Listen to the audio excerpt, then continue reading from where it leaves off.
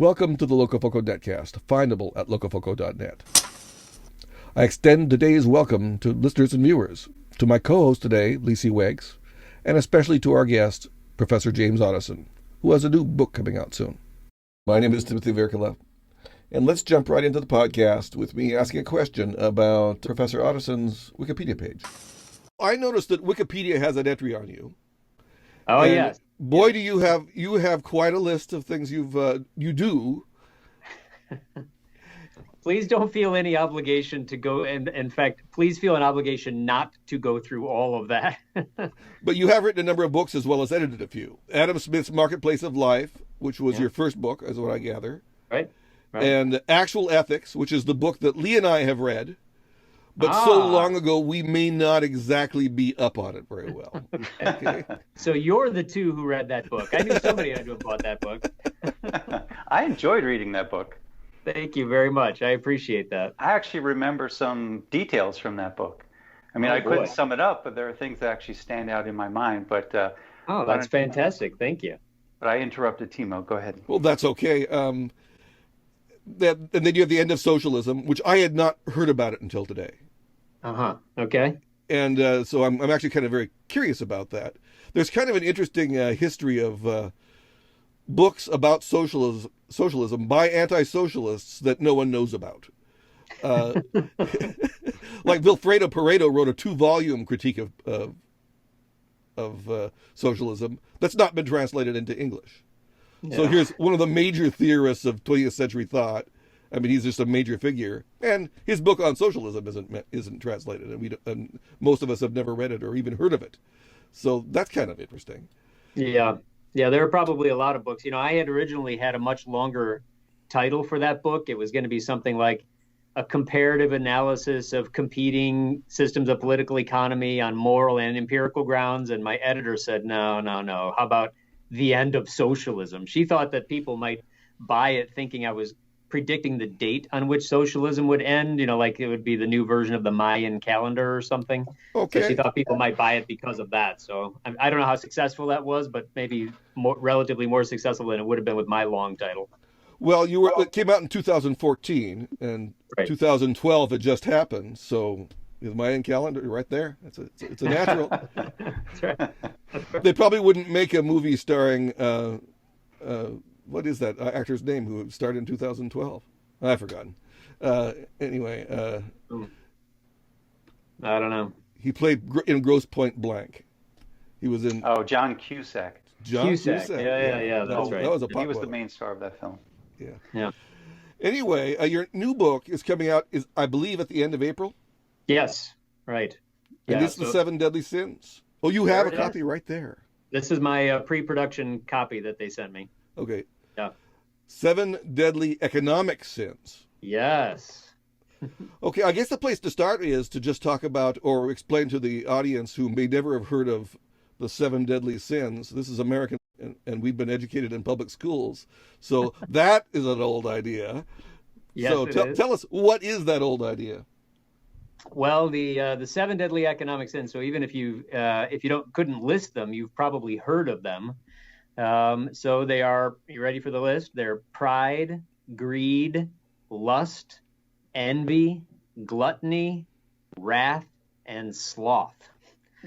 So those are the 7 deadly sins, or they're the traditional list of the 7 deadly sins. And you know, the list for that, those aren't the only sins there are, obviously. And I think you don't have to be a Christian or any kind of a theist to believe that those are sins. But I think the reason that the traditional consensus sort of coalesced around those 7 things was that, really for 2 reasons. One, because we seem just by human psychology to be particularly prone to all of those vices, if you like, or sins. Pride, greed, lust, envy. You know, so these are things that seem to be recurring failures in the human character, but also because those things, maybe to a greater extent than many other things we might think of as sins or as vices, those things really do lead to a lot of havoc and destruction and loss in people's lives, in their personal lives, in their professional lives, in their relationship with other people. So I think the tradition, the Christian tradition, but then also secular traditions that have adapted or that have adopted a view about those same sins, view them as both peculiar human predilections and also particular, the kinds of things we really need to be aware of, because, even if you think you've mastered one or another of them, sure enough, you're indulging other ones. So there might not be any such thing as really mastering all of them. So I think that's why they've had such a prominence for such a long period of time in various traditions of human culture, religious and non-religious. Lee, you had a question about those deadly sins. I could imagine someone on the left thinking to themselves, whether they have a religious view or not, and I guess some people might argue they have a quasi-religious view of society, because they're oftentimes rooting out sin, especially with regard to the persecution we see under political correctness and things like that. But if we were to go through the list of 7, they might say, well, under pride, you have a sense of superiority among the upper classes in terms of the way they view the lower classes, right? And now, of course, greed, we know that that's associated with capitalism and free markets. Excessive wealth, that's a theme that's popular since Bernie Sanders became a very popular candidate. Wrath, well, I had a little trouble with that one, but I thought, well, how about dog-eat-dog competition and the attacks on unions? That's sort of wrathful, right? And envy, of course, that's an easy one. Keeping up with the Joneses, that's something that people talk about a lot. Lust, well, we can see that in commercial society, the objectification of women in commercials, maybe even the objectification of men in some cases, right? Gluttony, well, there's another easy one. The environmentalists would point out the overuse of resources and rampant materialism. Even Christians will talk about that, of course, when it comes to capitalism. And sloth, well, I guess we see that among the leisure class, reclining on their yachts, right? And talking to their stockbrokers. So if you were confronted with that list in terms of an anti-capitalist credo, how might you respond? Yeah, I think I saw where you were going by the time we got to your gloss on maybe the second one, but by the time we get to the third, so all of those. Well, I certainly hope so. Yeah. So all of those, I think this is your point. All of those, one could imagine somebody saying that these are peculiar sins or vices that are either endemic to capitalism or maybe are made worse under capitalism. I think people do make claims like that. Maybe they don't quite couch it in the 7 deadly sins language, but these are among the kinds of things that are human failings that many people, going back to Marx, and before Marx, but in Marx, Karl Marx, you see a lot of these claims made on behalf of what he calls political economy, or he calls capitalism, that these are the things that are made worse in capitalism. I guess my view would be we need to take a bit of a larger perspective. These 7 deadly sins have been listed and talked about for a very long time, much longer than there's been anything like what we would today call capitalism. And so what I would say is that these seem to be endemic features of human nature. What you get on a commercial society or a market-based society or market-based economy is maybe particular venues that these things get expressed that might be different from what you get in other kinds of societies. So they might have different objects or different causes. But these are human failings. These aren't failings that are caused by or brought into existence by any system of political economy. And I think that is, one of the things that. So my answer would be these are human failings, and they predate anything that we would today consider to be capitalism. But I mentioned Marx a second ago, and I would follow up on that just a little bit. I've been rereading some Marx recently, and I'm teaching Marx in a couple of my classes. One of the things that Marx seems to think is that, take greed, for example. Greed, he says, is, you cannot be a capitalist without greed, and you can't, if you are a capitalist, you will have greed. So it's something like a necessary and sufficient condition going in both directions. Well, it's hard to find a society, any kind of human community, historically or today, where there were people who weren't greedy, where greed didn't get expressed in political ways, in classist ways, in tribalistic ways. Greed has been pretty much a constant throughout human history. And I think, one of the claims, I guess it's implicit, a little bit explicit, you have to kind of reconstruct it in Marx, is that, well, with the right kinds of institutions, it's not that we could channel greed, but we could get rid of greed. We could have a society of human beings who didn't have greed. And that, I think, is that's a clear departure from what you might get from somebody like Adam Smith, for example. So Adam Smith says, yeah, greed is a vice, but human beings are self-interested. And maybe 100 years after Smith, you have Darwin, who maybe gives some kind of evolutionary explanation for why human beings are self-interested. But Smith says this is a fact of human nature. So the best we can hope for is to channel it in productive directions rather than destructive directions. But there is no hope of getting rid of it any more than there's a hope of getting rid of any of the other 7 deadly sins. So that's a way of coming around to your question of, if somebody says, well, are these features of the marketplace or of an economy based on markets? Well, yes, but only because markets are populated by human beings, and these are things that are endemic in human nature, and you'll find them in any other system of political economy as well.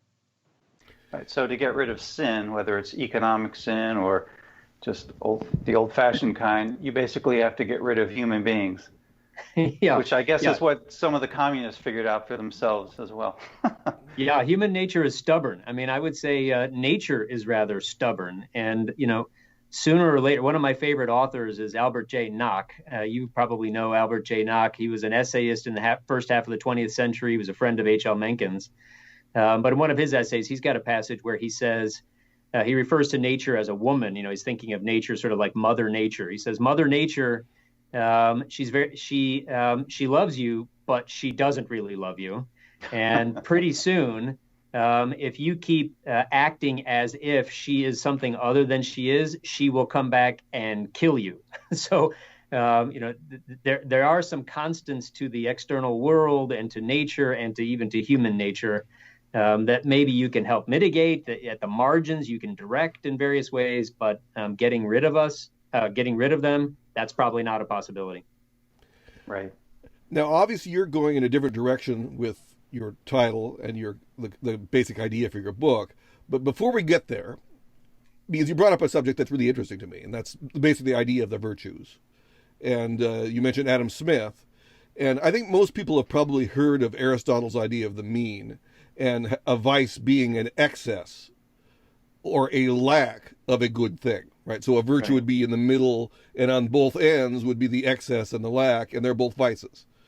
And in the case of greed, we have acquisitiveness, is I think how I would put it, is that acquisitiveness is just simply a good thing. There are proper ways to be acquisitive. If you're not acquisitive, you're not going to live, right? We live by acquiring things and consuming, producing and consuming. That's what we do. So there has to be a virtuous way of doing that. And the vice of it would be greed. And the consequence of greed would be first on yourself, is that you would harm yourself. Just as if you aren't acquisitive enough, the consequence would first go to yourself. Mm-hmm. So how does Adam Smith deal with that? Because I've actually forgotten what Adam Smith says about greed in the theory of moral sentiments. So people might be interested to know that Adam Smith was a deep moralist, and he probably had something to say about that. Yeah, so that's a great question with a lot of different elements of it. Yeah, so Adam Smith wrote 2 books, not one. He wrote the now much more famous book, An Inquiry into the Nature and Causes of the Wealth of Nations. That came out in 1776, which was an auspicious year, an easy year to remember. But that was his second book. The first book was The Theory of Moral Sentiments. That came out in 1759. And that book was really charting out a new school almost of moral philosophy, because in Smith's day, and for most of before Smith, and frankly for a lot of time for many moral philosophers since Smith, a lot of what's called moral philosophy is really what I would call moralism, which is something like telling you how to behave. If you want to be a moral person, do this, don't do this. So giving lists of virtues, lists of approved behaviors, etc. That's not what Smith was doing in the Theory of Moral Sentiments. There is a little bit of that in it, but the main project of it was him trying to figure out how it is we come to have moral sentiments in the first place. So he noticed that when we're born, children are born with no moral sentiments at all. They just have wants, and they scream and want their wants demanded and satisfied immediately. But at some point over the course of their lives, by the time they're adults, they develop very sophisticated moral sensibilities where they have senses of what's proper and improper to ask for, or what's improper and improper way to ask for things, etc. So he was trying to explain that transition and the virtues that Smith talks about, not exactly in the way that Aristotle talked about it. So he was broadly Aristotelian in the sense that he thought that there were such a thing as virtues and there were also vices. But he thought, Smith thought, we came to understand what those were primarily not the way that moral philosophers before him thought. So, by, say, sitting in our office and thinking really hard, well, what's really the nature of courage? And so if courage is the golden mean for, as Aristotle says, courage is the virtue, well, you could be too courageous and then you're rash and then you're fighting battles you shouldn't fight. Or you could be not courageous enough and then you're cowardly and you're not fighting the battles you should fight. So courage is that golden mean, as you were saying, sort of right in the middle. What Smith was trying to figure out was, how do we figure out where those boundaries are? So how is it exactly that we figure out that, yeah, this is a battle I should fight, and so then I'd be courageous, but this is a battle I shouldn't fight, or I should be fighting battles that I'm not. How do we figure out those boundaries? And the innovation, or part of the innovation, I think, from Smith was the idea that the way we figure that out is by interacting with other human beings. So we don't just sit in our office and think about it the way we think about, geometrical shapes. What are the properties of a triangle or something?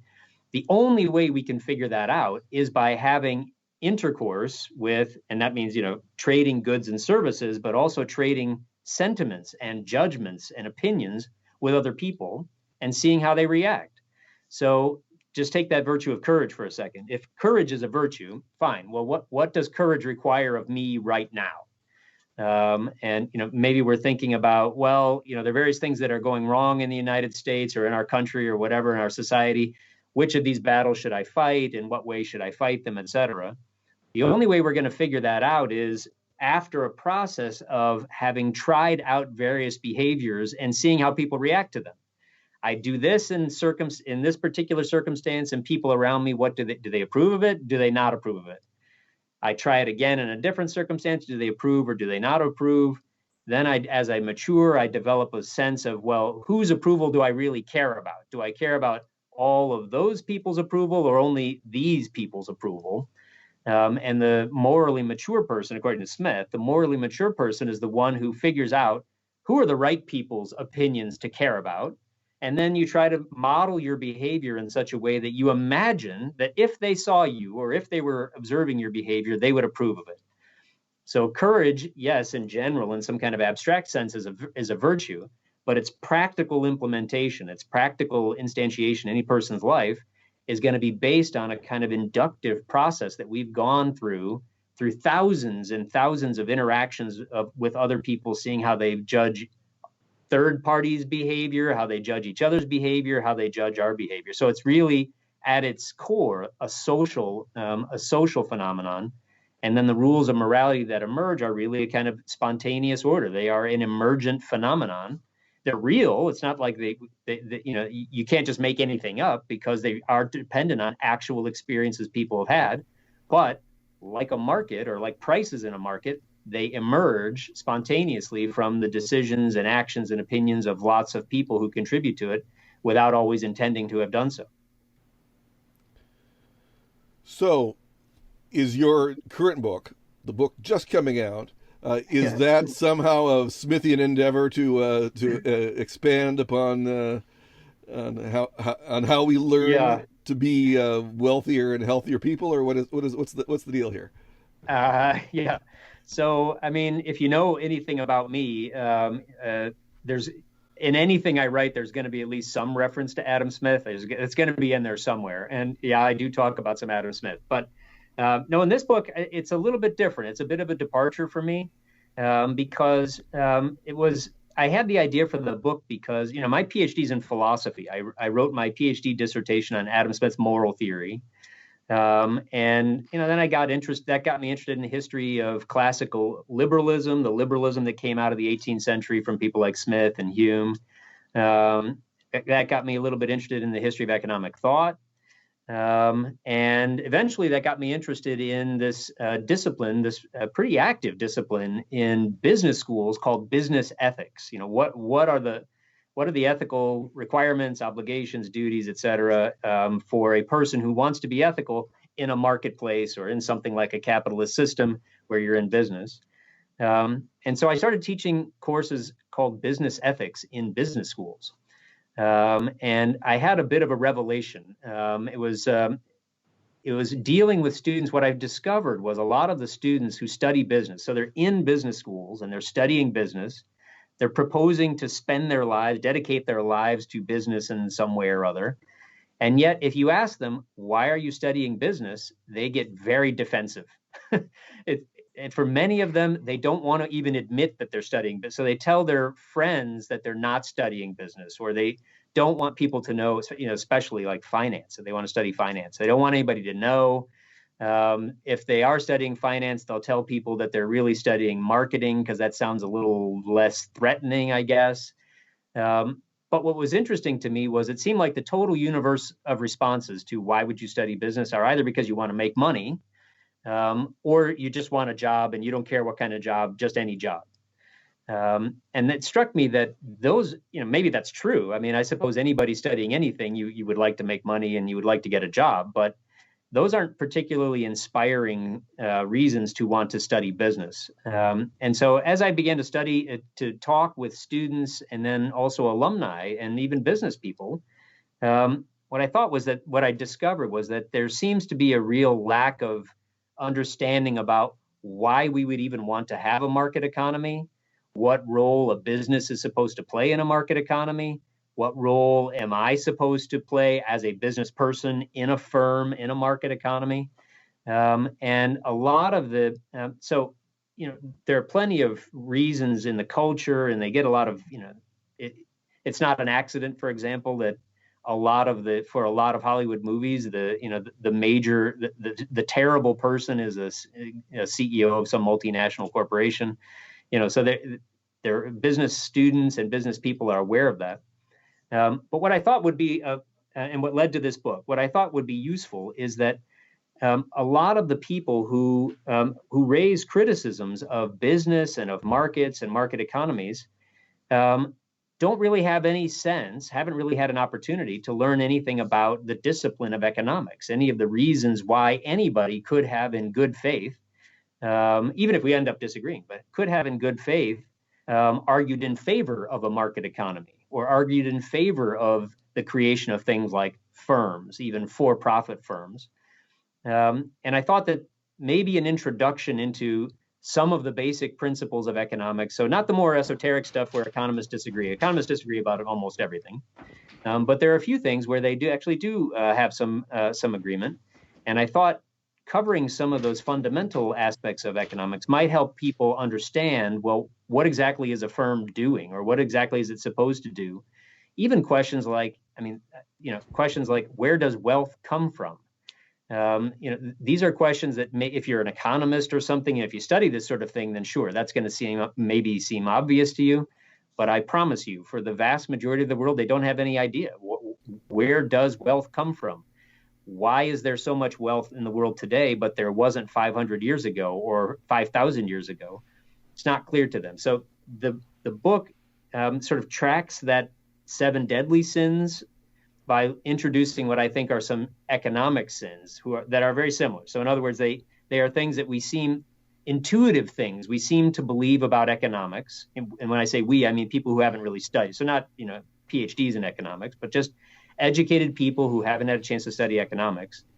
We tend to believe them about economics or economic systems, but yet they're not right. They're wrong. And in fact, in many cases, what they do is they lead to waste, maybe destruction, foregone gains. And so my argument is that if we get rid of those, just like getting rid of those sins in our character, it can lead to improvement both in our personal lives and then also in our policies. Well, I'm glad you mentioned your students, because that's certainly a place where a professor who understands economics, even without a degree, will encounter some of these fallacies that you're talking about.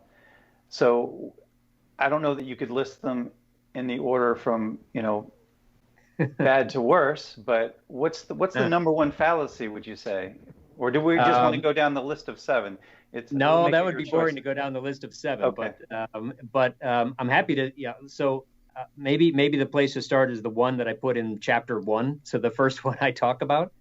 So what I call the first deadly economic sin is believing that that wealth is a zero-sum game. In other words, the only way that one person can benefit him or herself is at another person's expense. And I think that is a recurring and widespread view, and it's very difficult to disabuse people of. I mean, when you talk to them about it, they understand, but I think it's sort of a psychological default to assume that if somebody has been very successful in business or in a market economy, you have somebody who becomes a billionaire. The thought is, well, somewhere along the way, you must have done something wrong, because if you're a billionaire, then that means that you have thereby impoverished untold numbers of other people. And so the first chapter, what I talk about is that, in fact, this view that the only way to come to benefit yourself or to get wealth is at other people's expense. That's we can't fault people for thinking that, at least if for no other reason than because that's basically been the way humanity has acted for all of recorded history. So if you think about, the Egyptian pharaohs and their pyramids, well, it took a lot of wealth and capital to build those pyramids. Where'd they get it? Well, conscripted labor, colonization, theft. Okay. What about the Roman Empire with its Colosseum and aqueducts and roads and all of that? How did they get all that wealth? Well, slavery, theft, conquest. Yeah. So if you think about all of the great civilizations in human history, almost all of them, whatever they got by taking it from other people. So I think we could be forgiven for thinking that, well, that's clearly the only way that anybody could get a lot is by taking it from other people. But one of the things we figured out, sort of by accident, I think we more or less stumbled on it, but what we figured out a little bit in the late 16th century, a little bit more in the 17th century, then a little bit more in the 18th century, and what I think Adam Smith really zeroed in on in the 18th century was the idea that wealth creation can also come about. In fact, net wealth increase can only come about from positive sum transactions. So, the negative sum transaction, and this is, maybe perfectly obvious to you, but I think, walking through what that means, if you have something I want, it could be anything. You have a laptop I want, I want your labor, I want, your love. It doesn't matter what it is. You have something I want. The two ways I can get it from you are I could kill you and steal it, or I could enslave you or defraud you out of it. That's one way. Or I could make you an offer, a proposal that you are free to accept or not. The first way, if I just take it from you, that's the zero-sum transaction. So then, so if it's your laptop, let's say, well, it's +1 laptop for me, -1 laptop for you, +1 plus -1 is 0. That's not creating any new wealth. That's just moving wealth from one place to another, just reallocating it. But in the other case, if I make you an offer for your laptop, which you accept, and we make an exchange, well, then both of us benefited. As long as it was mutually voluntary, we know that each of us had to believe from our own perspective that we benefited, because if you didn't think you would benefit, you would have said no. If I didn't think I would benefit, I would have said no. So if we both said yes, now it's a positive value for me, positive value for you, positive plus positive is positive sum. So that idea that there can be such a thing as an increase in prosperity that comes about through positive sum, mutually beneficial, mutually voluntary and mutually beneficial transactions, I think that is something that really opens up the vistas, the frontiers of possibility for human prosperity. And that's really what explains the great increase in wealth we've seen in the world since about the 18th century or so. It's as more and more people thought that the proper moral way to deal with others is to ask their permission instead of just killing them or enslaving them or taking their things against their will. There was a shift in morality that maybe what we ought to do is ask permission. And if somebody says no, no, thank you, then you have to respect that no, and you go somewhere else. And they have the right to say no, you have the right to say no.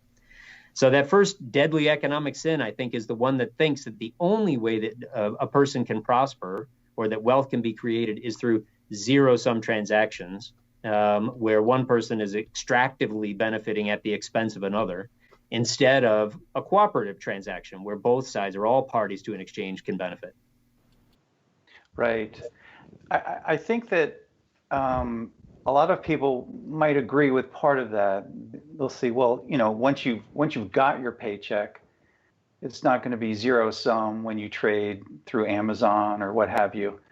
But then when they talk about where your actual paycheck comes from and how much it is, then they start talking about inequality and the fact that workers are allegedly at a disadvantage. For example, a janitor that works for a corporation can be fired easily, just thrown away, basically. And that seems to be a big concern of people of late, when especially with regard to inequality. Yeah. So it's not so much the zero-sum fallacy, although that sometimes is in the background, but it's a concern about inequality. Yeah, and so that's another one of the economic sins that I talk about in the book, is about inequality. And the way I sort of introduce that chapter is by saying I draw on Amartya Sen. Amartya Sen is a Nobel Prize winning economist, Indian economist, who sort of famously asked the question, well, inequality of what? So there are lots of different things you might want equality of, or you might be afraid of inequality in, but many of them are mutually inconsistent. If there are trade-offs involved. If you want equality in, say, human welfare, well, then you're probably not going to have equality in resources, because some people require more resources to have the same level of welfare that somebody else requires. So you have inequality in resources, et cetera. And if you want equality in individual liberty, well, that's going to mean inequality in wealth and other things. So yes, but I completely agree with you that inequality is one of the abiding concerns and moral concerns. I think, we've been talking about it a lot recently, but really, I think that's a very old concern. But I think it might be, I guess, to go back to the way you framed it, I think, Lee. So correct me if I'm wrong, but thinking that wealth is zero sum is, I think you said, was in the background of concerns about inequality. I think I think you put your finger on something important, because I think a lot of the argument about the dangers or the vices of inequality can trace themselves back to a sort of implicit assumption that what gave rise to the inequality was something like an extractive exchange or a zero-sum exchange. So it's the idea that there can't be any such thing as what I would call innocent inequality. So I pose this sort of thought. It's a small thought experiment, but a kind of thought experiment. Suppose you had a society in which there was great inequality, a great deal of inequality. You had some people who were 100 times, 1,000 times, 10,000 times wealthier than other people in the same society. But just suppose, for the sake of argument, whether there's actually been a society like this or not, but just suppose for the sake of argument that whoever is higher up on those levels and whoever's lower on those levels, so throughout the spectrum, all of them, whatever station they have at any moment in time that you take sort of a snapshot of society and look at them, resulted only from mutually voluntary and mutually beneficial transactions. So just assume that there was absolutely no injustice involved. Injustice in, assaulting people, stealing from people, defrauding people, etc. So there is inequality, but it's entirely a result of mutually voluntary and mutually beneficial transactions. Would we still have an objection to the inequality itself? So my speculation, so you can correct me if I'm wrong, but my speculation is that, well, whatever residual worry we would have about inequality would be greatly diminished. And I think that suggests that that inequality, the worry about inequality, is partly really a worry about how it is you got what you have. So it's a lingering suspicion that you got it through extraction, fraud, et cetera. So it's not so much the inequality itself, just the bare fact that some people have more than others, but it's the suspicion that that whoever has more must have gotten it through some kind of nefarious means, which in part, not totally, but in part is explained by this belief in wealth can only come about through zero-sum transactions. Right.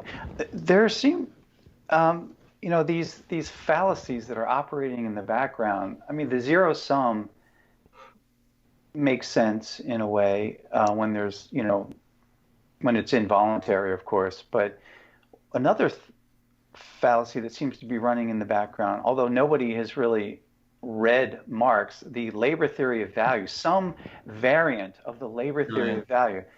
And that's why I brought up the inequality. Well, that's part of the reason why I brought up the inequality issue, because when it comes to the power differentials between the CEO and the janitor, for example, there's this idea that the CEO merely at his whim can just lower the janitor's salary. Yeah. That if it weren't for, say, unions, not that he would, obviously you can't drive wages down to zero because there's no point showing up to work at all. You may be starving to death, but there's no longer a motivation to even show up to the job. You just stay at home and starve to death. But the idea that you can just drive wages down, so even if it's not articulated the way Marx did, his specific formula of the labor theory of value, there's this idea that there's this tug of war between the working class and the upper class in terms of dollars, literally like paper dollars or zeros and ones as represented in your bank account, but fundamentally they're pulling at these dollars. And so one group amasses a larger pile at the expense of the other. So it is kind of zero sum there. But the fallacies at work there, I'm not even sure they're even coherent, but people just have this intuitive idea that somebody's getting over on them. The boss is taking more than his fair share in terms of his salary. And I would be so much better off if he would just fork over his fair share. But what's interesting about that to me in particular is that it's the idea that the workers, in a sense, create everything as opposed to being helpers of sorts, as George Reisman puts it, if you're familiar with that economist, George Reisman. He refers to workers as helpers. I mean, it is obvious that without the workers, the capitalists really can't do much of anything. I mean, they may be able to create their own log cabin, I suppose, like pioneer days, but still, there's this background assumption that the workers do everything in a sense. And I suppose in some ways that's true. Like they do most of everything. But what are the kind of fallacies you see operating there? There are lots of fallacies in that story that you told. Yeah. I mean, the first one I think you mentioned is the labor theory of value. And I think that is something, I do talk about that a little bit in my book, that this seems to be seems intuitively true to many people, that the value of something is dependent on what I put into it. If I put my blood, sweat, and tears into something, then it therefore is valuable. And then if the value that I put on it or that I estimate it has based on what I put into it is not equal to whatever the value it can command in the market is, then that seems like a prima facie justification for claiming either a market failure or some kind of market injustice, because there is some universal element or something. There's something that's been put into the thing I made that came from me, and that represents the value. So Marx had a labor theory of value, but so did Adam Smith talked about a labor theory of value too. But one of the things that I think distinguishes Smith's version of it from Marx's is that Smith does explicitly say that there's a third person or a third party involved. So we tend to think of as Smith put it, the laborer. You have the laborer and the person for whom, the employer. But there's a third party. There might be more than one third party, but there's another sort of category out there that we tend not to think of, and that's the competitor. There's somebody else out there too. So if you think about it, go back to the individual level, and then I'll say something about the, sort of the business level or the CEO, the greedy CEO level. But at the individual level, if I make something, and I think it has a lot of value because I made it, I spent a lot of time doing it. If I were the only person in the world or the only person who mattered in the world, then maybe, whatever I think it's worth, then that's what it's worth. But what the commercial society does, and what can happen in a commercial society, is that it almost inevitably, maybe even unwittingly, it makes us think about other people too. So a value is something, the value of something is a partnership between me, the maker of something, and whoever's buying it. And somebody else is going to have a view about whatever you're making, and whether it's worth whatever you're asking for it. I have a view about that too, whether, whatever labor I'm putting into something is actually worth whatever you're going to offer me. And we may have different views about that, and that's okay. In fact, human beings have differing values, schedules of value. They have different preferences and trade-offs. They have different schedules of value.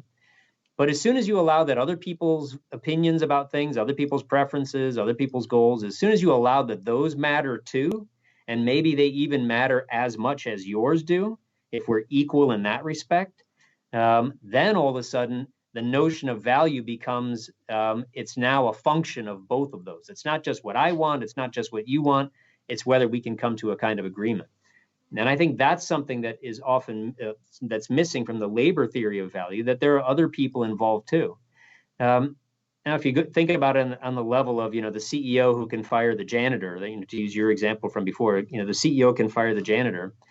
Already in the 18th century, so when Smith wrote Wealth of Nations in 1776, he was already noticing that what was going on in some of these societies that at the time were coming to be called commercial societies based on commerce, what he was already noticing is that, and in fact, this is what he claims, that a workman is not beholden to his employer. What he's really beholden to is the consumer. So, and there might be thousands and thousands of consumers. So if I'm good at something, whatever it is, I do something that there's somebody who values. If you don't value it, if my current employer doesn't value it, well, there's going to be somebody else who does. And so what the commercial society can do, maybe, it starts out slowly, but it builds. But what it can do is it provides options, not just for the employer, but also for the employee. So the employee also can then decide to go somewhere else. And if it's the case that, you're providing $15 worth of value and I'm only paying you $10 an hour, well, that's like leaving a lot of room there for somebody else to come in and say, hey, I'll pay you $12 an hour. I still get that surplus. I can still profit, but now I get a good employee, namely you. So Smith, all the way back in the 18th century, and I think this has been repeated, if you actually look at what happens, at the more market-based an economy becomes, the more leverage individual workers end up having, precisely because they have more options that they might not otherwise have had. So that doesn't mean that everything is perfectly, equal in leverage. People have different leverage. That's certainly true, and it probably will always be true.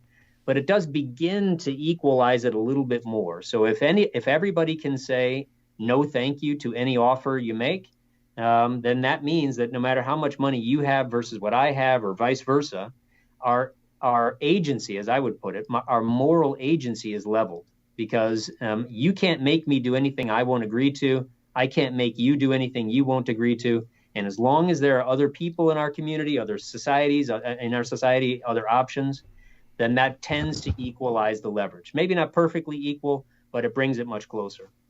So you don't think the government needs to be brought in to address those power differentials between the CEO and the janitor, just to stick with our example? I think that we tend to think that the government is the first option we should look at. And my argument would be maybe there are other ways to address the kinds of problems you're worried about that are actually better and maybe more effective than the one you're thinking of. I mean, if for no other reason, so I don't have to rely on a theory, maybe a controversial theory of natural rights or something. Just think about it in terms of what's more efficient. So what responds more quickly to a perceived gap in the opening up of profit. So you're creating, your skills are very considerable. They can create $20 an hour worth of value. You're only being paid $10 an hour. So let's suppose, that's the case. So you're being undervalued by your employer. Well, let's compare, if we wanted the government to step in, what's the process of getting that to happen versus, let's suppose we just say, let's see how things work out in the market.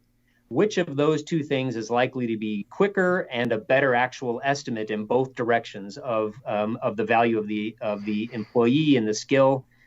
Much better and much more likely to be in the market. Markets respond extremely quickly, and especially in a day and age like today, where market information is communicated in nanoseconds around the world. If you are a person who's being undervalued by your employer, you're going to have all kinds of options that would happen very quickly. But the process of legislation and regulation could take, it's not going to take days or weeks or months. It's going to take years. And by the time the right even if it was the right regulation comes into existence or the right law comes into existence, human life is going to have so completely changed that it'll probably be irrelevant by the time it comes in, and if anything, counterproductive. So that's not to say that it's impossible for there to be a government rule or regulation that gets it right. But in many cases, I think it's less likely than if you allow people in their voluntary, looking in their own interests for for good, voluntary, mutually beneficial, mutually voluntary relationships. They're going to find solutions to those kinds of problems much more quickly, I think, than the government often will. Right. A seeming direct refutation of this idea that the government needs to address this power differential, or at least a partial refutation, is the fact that millions of workers, most workers, I guess, make more than the minimum wage, the mandated minimum wage. Mm-hmm. And the question would be is why would McDonald's or any particular employer pay more than the minimum wage if they don't have to? Now, the obvious answer is competition, because labor is always scarce. People can't imagine, it seems, that labor is scarce. Right. There are millions of workers, but there's still so much more to do. But people imagine that we've kind of reached the apex or something of capitalism, and we're gonna there is right now that concern that millions of workers are going to be displaced by AI, artificial intelligence. But rather than talk about that specifically, the fact that so many workers do in fact make more than the minimum wage does seem to be a refutation of the idea that wages would be driven down to near zero by ruthless capitalists. In a monopoly setting, that can happen. So if you have only one firm, that can happen. And that seems to be more or less the assumption that Marx was making, that he was imagining a world where there's only one employer, or maybe two, and they're both in cahoots with each other, and millions of workers. So if you make those assumptions, then you can derive results along the lines of what Marx was talking about. But that doesn't describe the kind of economy we have today. Not anything close to it. Timo, right. You had a question though. Go ahead, Timo. Well, yeah, I have lots of questions about Marx. He did have a theory of immiseration based on a sort of a ratcheting up of unemployment and monopolization because of crises. That's actually the most interesting thing he had was that crises theory. He did have a theory of business cycles, for what it's worth. Yeah, but I'm not sure I think he's pretty much been disproved. I'm just roundly disproved, and his theory doesn't make much sense. But aside from that, he did have that. I had a darker thought when Lee was bringing up all this monopoly and exploitation talk and this talk of equality, and I was thinking, bringing it back to the vices, just the basic vices. To me, all that talk seems like excuses to be pro-rage and pro-envy. Why is equality so interesting, and why we come back to it? Well, could it be people want to just be envious and want to be rageful against people they don't like? That's what I get from a lot of people who are just enraged by capitalism. They don't really have much to back it. They just want to be, because it's fun. It's sportive. Anyway, that was the first thought that I had when you were talking it just doesn't match the socialists I know. They seem to just be driven to want to hate somebody. And it's acceptable to hate capitalists. Yeah, that's true. It is acceptable to hate capitalists. But why do they want to hate somebody? You think it's just a natural drive? They get pleasure from hating people or from being angry about things? Is that what you're suggesting? Yeah. I think we all have these things. I mean, just like lust is fun. I mean, I mean, there's no doubt that there's fun in lust, right? We all know that. Well, rage is There fun can be too. fun in anger too. Yeah, of course. I'm not very rageful, but I know lots of people who just really get into it. Yeah, a friend of mine, David Mcdonough, who was the founder of the Libertarian Alliance in the UK. He passed away last year, unfortunately. Not a COVID death. I just want to point that out. He was one of the greatest living enemies of political correctness, in my eyes anyway. And he thought that, now I know this is slightly afield from what Timo was talking about, but he thought that political correctness was a desire to persecute, and that people actually derived pleasure from it, because you could condemn people and feel satisfaction doing it. So that there does seem to be, I mean, that seems to fall under one of the 7 deadly sins in a sense, although maybe we need an 8th, I'm not sure. But do you not see that in today's culture? Yeah, I think it's a good point. I think those are both good points. And I think they might be related in a way. So you tell me whether you think this is stretching too much. But if we wanted to connect them to the 7 deadly sins, not necessarily the economic sins, but the 7 deadly sins, I think the broad category that both of these phenomena might fit under is pride. So one of the things about being proud is that there is an implied sense of superiority over others. So if I'm proud, what that means is I'm better than you. And one way I can show that I'm better than you is morally. I'm morally superior to you. And if I'm morally superior to you, then that's a pretty short step from I'm justified in punishing you for your moral inferiority. And that is something that human beings have done basically as long as there have been human beings. So we construct ways, or we imagine ways, that we are morally superior to others. And we, in contemporary works, people talk about virtue signaling and moral grandstanding. We use terms like this, but I think it does give, so to go back to your point, Timo, about the kind of pleasure you can get. I mean, those vices, okay, maybe they're flaws in our character, but, they seem awfully enticing, don't they? I mean, each of them can seem kind of enticing, and maybe even in the heat of the moment, you actually enjoy it. And that might be part of the perniciousness of it. It's like we're almost programmed to be seduced by them, because they give us some kind of pleasure, even if it's not a good pleasure, but they give us pleasure. And I think there's a close coupling between the desire to have power over others, which I think is something that human beings have, or many human beings have. But I would put the moral flavor on it by saying that I think it's a species of pride, because the mere act of having power over another person, and I'm just engaging in psychological speculation now, but the mere act or ability to have power over others might give some pleasure. But I think the pleasure is even more exquisite if you're convinced that you're righteously exerting power over another.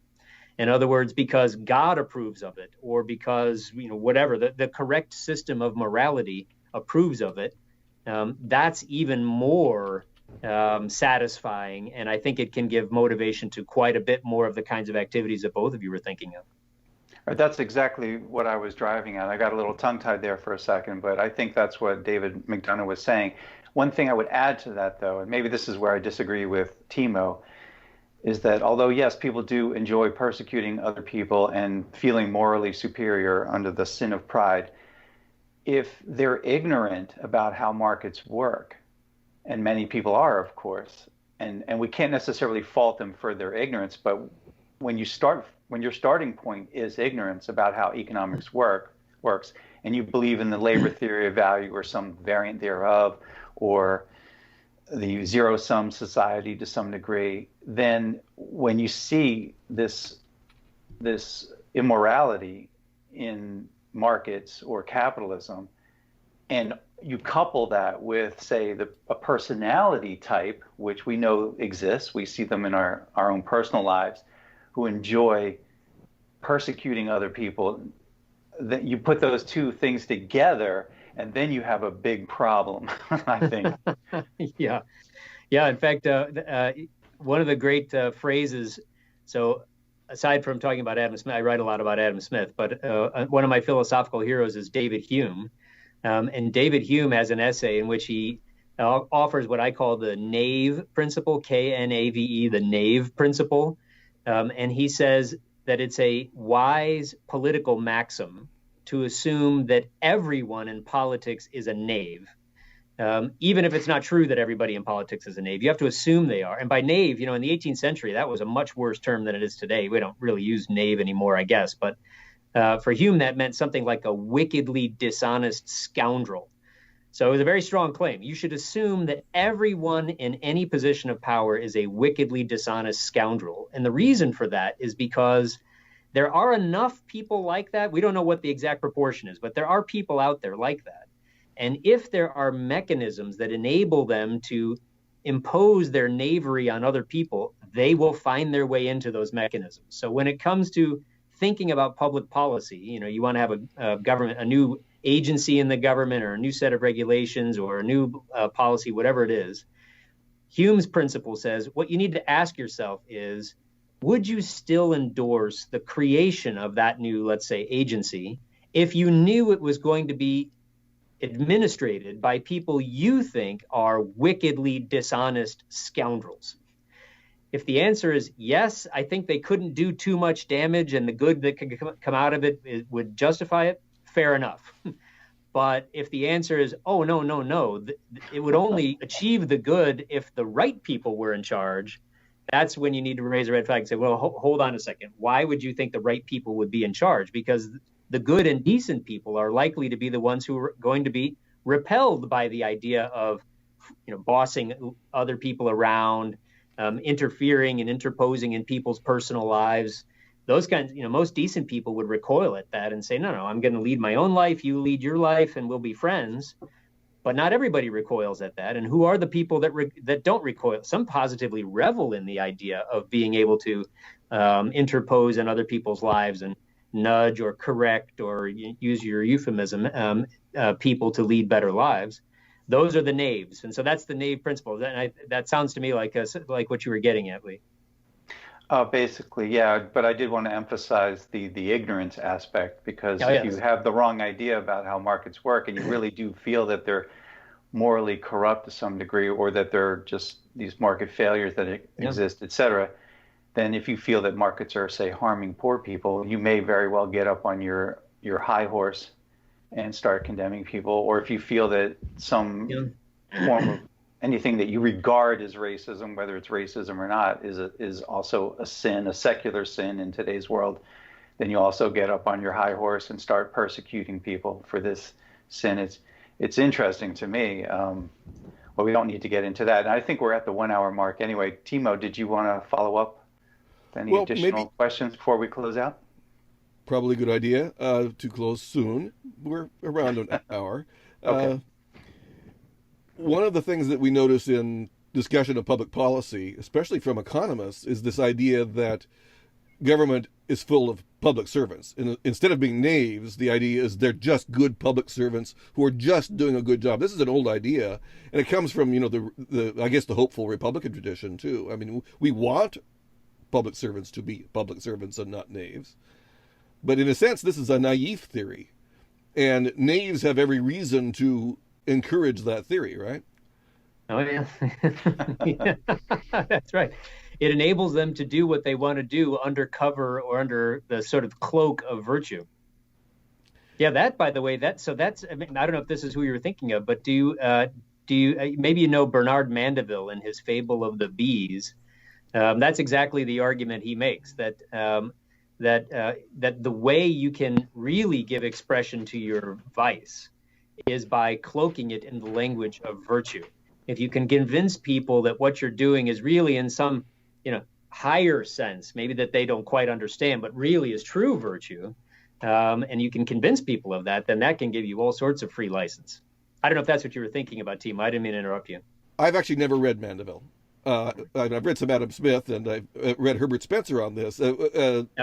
one of the interesting things is that it was obvious to me when I was first getting interested in the ideas of liberty that an egoist would be the most likely proponent of altruism, and which is just the same idea, right? And what we're talking about here, the same thing, is that a true egoist, somebody who would be willing to sacrifice others to self, would want to promote the idea that people should sacrifice self to others. And that makes everything awfully muddied. Is that something that you deal with at all in your book?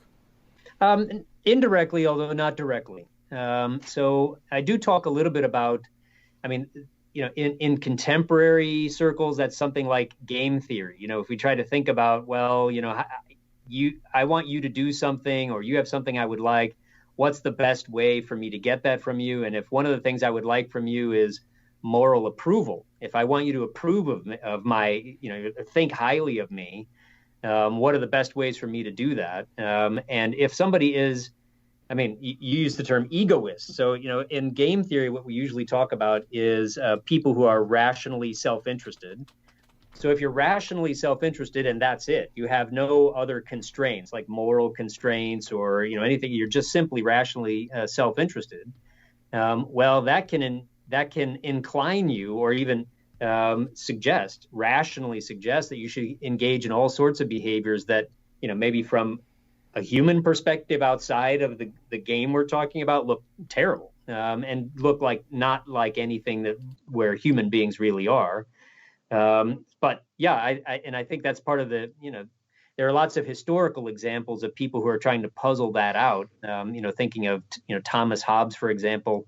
What do you really want to be? You want to have a Leviathan who's very strong and keeps everybody peaceful. Okay, well, if his human psychology is right, then what you really want is you want to figure out who's going to be the next Leviathan, and you want to suck up to that person immediately, because no matter what side they're on, whether they're going to kill your family or somebody else's family, you figure out who's going to win, you get on that side, and you switch allegiances very quickly. So yeah, no, I think I see the point about the one good way. I'll give you one other good example of that. Suppose, and this is from some recent empirical psychology. Suppose I want to convince you that my love for you is really true. So, you're somebody I love and I want to have a relationship with you, and I want to convince you that my love is long lasting, maybe something that I think matters to you. I'm trying to figure you out, and I think what matters to you is a long-term commitment. Well, what's the best way to convince you that when I say I'll love you forever, that it's true, that I actually will, that there's a commitment? Well, the best way is for me to believe it, not for it to be true, but for me to believe that it's true. So if I can convince myself that it's true, then it doesn't really have to be true. It's merely just me, because if I believe it, then you're going to pick up on all the cues in me that seem like it's sincere belief, which it is, but it may have nothing to do with the actual reality. It's just that I have now convinced myself so that I can convince you, etc. So yeah, so I mean that's a long way of trying to figure out how, if somebody's really trying to manipulate other people, being a rational, a strictly self-interested rational chooser can lead to all sorts of weird sort of feedback loops and doubling back and masking, and then you get these things like what Mandeville was talking about. But I would say, I don't want to go on too long, and I did want to say something else to Lee. The question you raised about ignorance, there was one other thought I had about that. Economics is one of those areas. It's not the only one, but it's one of those areas where almost everybody seems to have an opinion about economic issues, often a very strong opinion, even though they've never studied any economics. So, if you ask people, should we raise the minimum wage to $15 an hour? Everybody's going to have an opinion. There are very few people who don't have an opinion about that. Or should we put tariffs on Chinese goods to the United States? People have very strong opinions about that. But what's strange to me is that very few of the people who have strong opinions about it have ever studied any of the economic studies about these things. So, economists have looked at these kinds of things. Why would you need to study these things, Jim? Because they're obvious. Come on. So I take your point, but one of the things, it's a secondary but nevertheless still an important sort of project of my book, is I try to make the case that one of the chief intellectual virtues is knowing, is proportioning the strength of your belief to your knowledge. In other words, unless you actually are pretty secure in the knowledge of something, don't have a strong belief about it. And that's true in general, but I think it's especially true in economics. So unless you really have investigated and studied an issue, then be careful about being too strongly pro or against a policy. It's okay to say, I don't really know, and I'm not going to take a position until I learn more. And I think that's an intellectual virtue. And I think we would all be much better off if many of us would take a breath, and instead of assuming that we have to have not just an opinion, but a vehement opinion about anything, it's okay to say, I haven't really studied the issue, so I'm going to suspend judgment until I have a chance to do so. Now, maybe it's not politic for you to say, but it seems to me, and I could be wrong, that many people among the liberal elite, if we can use that phrase, who have not studied economics in depth, are engaged in a sort of tautology. I'm very bright. I got high SAT scores. I went to an Ivy League school. Therefore, and you can fill in the rest. I can read the New York Times and I can glean from all of this, and all the experts who already agree with me. So it's like a circle of virtue, you might say. They tell me what I need to know, or I'm smart enough to figure it out for myself. Therefore, I know the minimum wage should be $15 an hour, and I know all the other things that need to be done in the country, that we need national health care, et cetera, whatever it might be. Do you notice that phenomenon? Is that a real thing? Oh yeah, no, I noticed that, and I think that cuts across the political spectrum actually. But I think one of the things that may give rise to that is, again, a kind of a human failing, a natural human failing, but a failing nonetheless, which is, if I'm a smart person and there's something I know very well, I'm a master of some particular subject, it's very easy to think, therefore I'm a master of everything. So, right. There's no field of knowledge in which I can't have an educated and wise opinion, even if I haven't studied it. And my evidence for that is A, I'm smart, and B, there's at least one thing that I know really well. And I think that that's something that we all, to varying extents, we're all guilty of that, of overestimating our knowledge. And that's probably fighting an uphill battle. But one of the things that I hope my book and some of my work encourages people is, when you're talking about things like economic policy, people's lives are affected by the kinds of economic policies that their country adopts, and in good and bad ways, but they're affected. And so that should give us a little bit of humility. That's the opposite of the vice of pride. A little bit of humility to say, well, before I push something too hard in that area, let's take a step back and see if I can investigate a little bit more. And maybe that's if this is another recurring failing, if part of pride, for example, is overestimating your own beliefs or overestimating your knowledge, then there won't be any such thing as getting rid of that altogether. But maybe inducing at the margins a little bit more caution and a little bit more humility. And I would say also a little bit more respect for other people. Sometimes it's okay, people who disagree with me, it doesn't necessarily mean that they have to be some combination of simple or naive or evil. It might just be that they're different, or I don't know their full situation, or they know things about their situation that I don't know, and that's okay. And so, even at the margins, if occasionally it leads to people thinking every now and then, well, maybe I'll just suspend judgment. We can live and let live, and that person can have their views, and maybe I don't know why they have those views, and I'll have my views, and we can still be friends. Then I think that might be a step in the right direction. Well, very good. Embedded somewhere in there is a pitch for your book, so we shouldn't condemn it or extol it really until we've read it. Yeah. And, can I show it to you? Yeah. So read it and then tell me whether you like it or not. And it comes out when? April 30th, officially. It's available for pre-order now on Amazon. Cambridge University Press is publishing it, but you can get it from Cambridge or from Amazon or Barnes & Noble and others as well. Okay. And people should check out your other books as well, Actual Ethics and The End of Socialism. And I may have missed a few other titles, but definitely check those out. And I'm wondering if this book is going to be an Oprah Book Club selection by any chance. What do you think? I'm working on that, and if you have any contacts for there that you can put me in touch with, I'd appreciate it. Okay, I definitely will. Thank you for joining us. All right. Thank you very much for the conversation. And so the podcast ends. Thanks to Professor James R. Otteson, once again, for chatting with us. His new book is The 7 Deadly Economic Sins. I'm looking at it right now on Amazon.com. It goes for $13.30 on Kindle, and for hardcover, $27.95. And thanks to Lee, too, for stopping by and asking good questions. My name is Timothy Virkala. This podcast is the Locofoco Netcast. You can find it at locofoco.net, which right now points to SoundCloud. And as a podcast, it can be found through a number of podcatchers. The video version will be up on YouTube soon, probably on BitChute too. And if you want to advise me on what other platforms it should be on, drop me a line. I'm at Wirkman. That's Wirkman with an I, not an O, on most social media. My blog is at Wirkman.com. That's Wirkman with an I, not an O. And you can find the team debating still on Facebook right now at locofoco.us. Thanks.